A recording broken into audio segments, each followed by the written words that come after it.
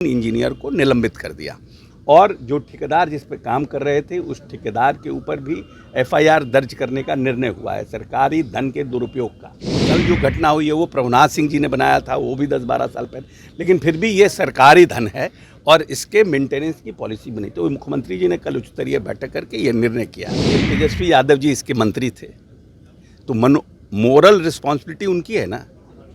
हम लोगों को जब जेडीयू के पास ये विभाग आया है जब से, उसके बाद मॉडल कोड ऑफ कंडक्ट है, जिम्मेदारी 20 दिन वाले का है पार्टी का, कि जिम्मेदारी जिसके 1.5 साल जिसके पास विभाग था उसका है। आप ही बताइए। लगातार पुल गिर रहे हैं, पिछले 24 घंटे में 6 पुल गिर गए।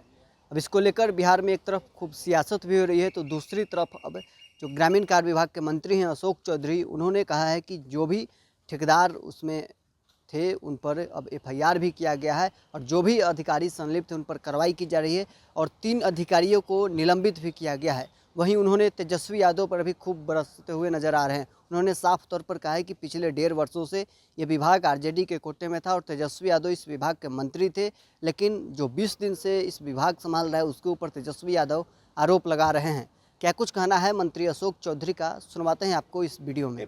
पुल के मेंटेनेंस की पॉलिसी लाने के लिए माननीय नेता ने कहा है कि जो पुल एमपी लेड के भी हैं, जो पुल डिफरेंट हैं उसके लिए, और पथ निर्माण विभाग के माननीय जो प्रधान एसीएस हैं ग्रामीण कार्य के, पथ निर्माण के चीफ सेक्रेटरी को, सब लोगों को बुला करके माननीय नेता ने कहा है कि पुल के मेंटेनेंस की पॉलिसी लाया जाए और पुल का रेगुलर मेंटेनेंस किया जाए।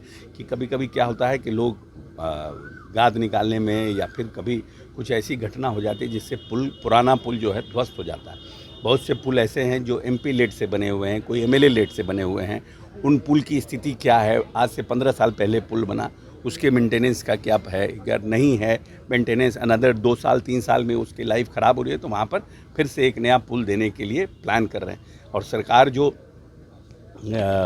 मुख्यमंत्री सेतु योजना जो थी वो हम लोगों ने 2016 से बंद कर दिया था, उस फिर से फेज़ 2 को शुरू करने पर भी विचार विमर्श चल रहा है। हम समझते हैं बहुत जल्दी इस पर निर्णय होगा। जो ठेकेदार मिट्टी काट रहे हैं, ग्रामीण कह रहे हैं कि मिट्टी काट के बेच दिया जा रहा है, उन लोगों के लिए क्या एक्शन? नहीं, देखिए ऐसा है कि मिट्टी काटने के ऊपर तो पहले सरकार ने निर्णय किया था, लेकिन फिर हो गया कि जो लोग अपने खेत का भी मिट्टी काट रहे हैं उन लोगों का भी इशू हो गया था।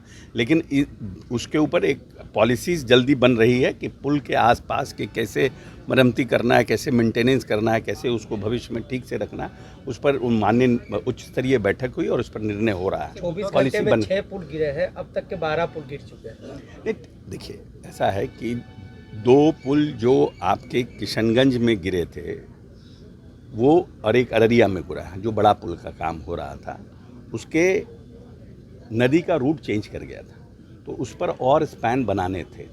तो निश्चित रूप से वो जो पुल का काम हुआ वो पब्लिक को हैंडओवर नहीं हुआ, पुल जो है डिपार्टमेंट को हैंडओवर नहीं हुआ, वो पुल निर्माणाधीन था ही, और इसी बीच वो पुल ध्वस्त हो गया।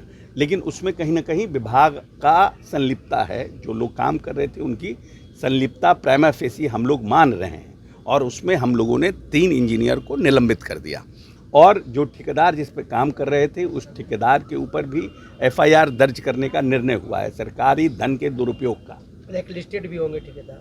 जब एफआईआर होगा तो ब्लैक लिस्टेड तो छोटा काम हो गया ना। हम तो आज तक ठेकेदार को एफआईआर का प्रोविज़न नहीं है, लेकिन ये इस तरह की जब घटना होगी तो सरकारी धन के दुरुपयोग का तो हम निश्चित रूप से एफआईआर कर सकते हैं। तो उसके रिपोर्ट का इंतजार है। हम समझते हैं 1-2 दिन में जैसे ही रिपोर्ट टेबल्ड होता है उस पर फर्दर काम किया जाएगा। दूसरा जो पुल है वो सेंटरिंग के प्रोसेस में था।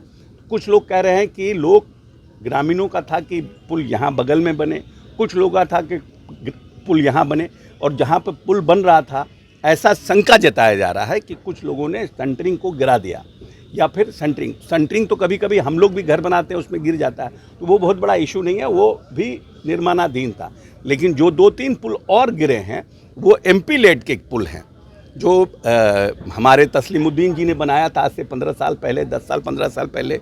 अभी जो पुल कल जो घटना हुई है वो प्रभुनाथ सिंह जी ने बनाया था, वो भी 10-12 साल पहले, लेकिन फिर भी ये सरकारी धन है और इसके मेंटेनेंस की पॉलिसी बनी। तो मुख्यमंत्री जी ने कल उच्च स्तरीय बैठक करके ये निर्णय किया। तेजस्वी कह रहे हैं कि डबल इंजन की सरकार है और पुल छलांग लगा दे रही है नदी में।